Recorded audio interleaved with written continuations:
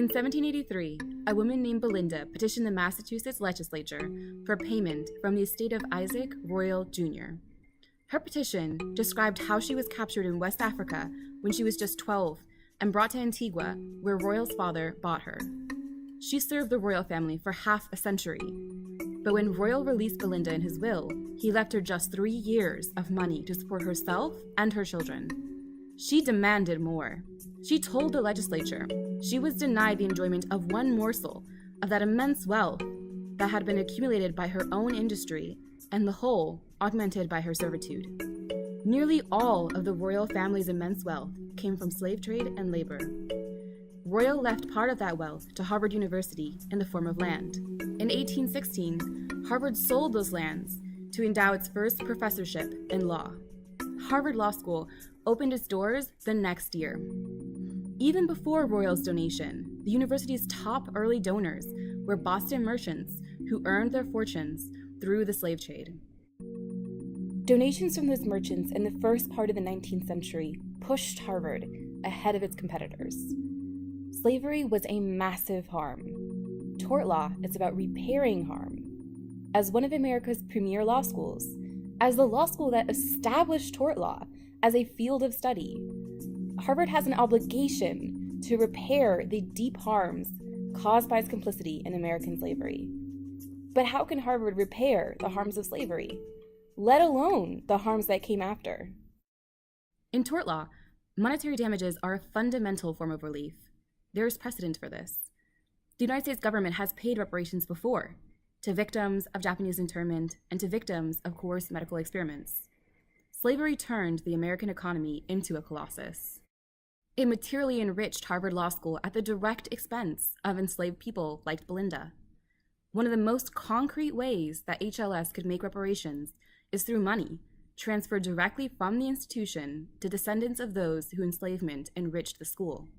To date, HLS has yet to advance any plan for monetary reparations like this. HLS could also make monetary reparations in other ways, by changing its tuition rates or starting a scholarship fund for descendants of those enslaved by families connected to HLS, or for African Americans more generally. Another common way for courts to remedy harms is to provide injunctive relief. This orders a party to stop doing something. In this case, it can mean divestment from our society's growing dependence on prison labor. Prison labor is an evolution of slave labor. The 13th Amendment was passed in 1865. It abolished slavery, but kept a loophole allowing involuntary servitude as punishment for a crime whereof the party shall have been duly convicted. The United States has had the highest incarceration rate in the world for close to 2 decades. Mass incarceration took off in the early 1980s, the same time that the war on drugs was starting, which involved the strategic, intentional association of drugs with racial minorities and the push for incarceration instead of rehabilitation for nonviolent offenses. Incarcerated people are leased to private companies from mandatory labor under the illusion of job training programs, which generate massive profits. Incarcerated people are paid nothing or next to nothing for their labor. Harvard is connected to private prison operators, CoreCivic and Geo Group, through a mid-cap ETF fund. Harvard has other investments in corporations linked to the prison industrial complex, like Tokyo Marine Holdings and Axon. In fall 2018, a coalition of students across Harvard's many schools formed the Harvard Prison Divestment Campaign. If Harvard were to divest from the prison industrial complex, we would not be the first. In June 2015, Columbia University became the first U.S. institution of higher education to divest. This happened after years of student-led campaigning, including hunger strikes and sit-ins. The purpose of slavery was profit. Profit maintained through the dehumanization of Black and brown people. Profit maintained through the exploitation of millions for a cheap, disposable workforce. Prison labor has furthered the same goals and strategies. Harvard could confront its history by opposing these injustices now, instead of continuing to be enriched from the wealth of these immoral economies. Slavery took many forms and has had many consequences. Institutions can address the harm of slavery in ways that fit their current role in society. HLS can leverage its power in the law to advance anti-racist ideas and actions. The law school canon is not neutral. It tells a story about what we, as future lawyers, need to know.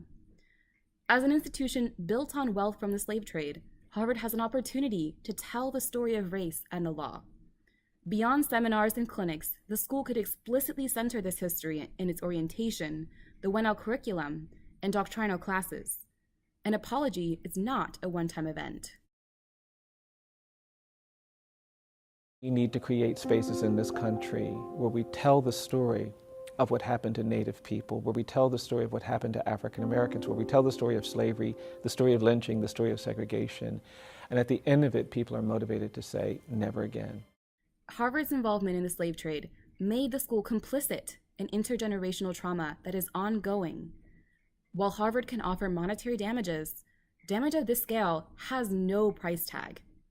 Apology is essential for addressing harm.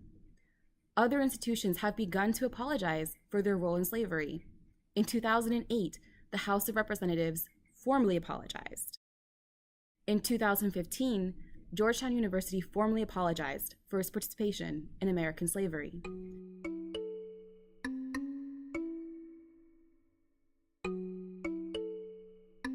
Starting in 2015, student organizing at Harvard Law School grew into the Reclaim Harvard Law movement, pushing the school to reckon with race and racism.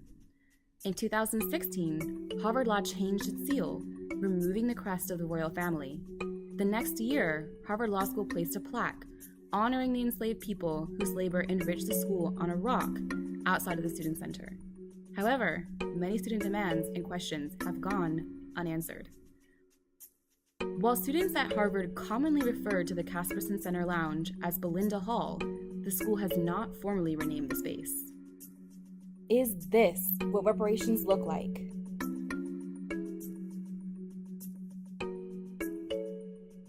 The Massachusetts legislature ultimately granted Belinda a small pension from the royal estate, but her victory did little to advance reparations as a valid legal claim. Massachusetts law required that masters who released previously enslaved people ensure that they didn't become wards of the state. Despite Belinda's efforts to frame a petition as a step towards righting the wrongs of her bondage, the legislature only granted her petition because they thought of her as a dependent. Harvard Law is an institution dedicated to justice, to truth, to veritas. To ensure justice in the future, HLS must address the injustices of the past.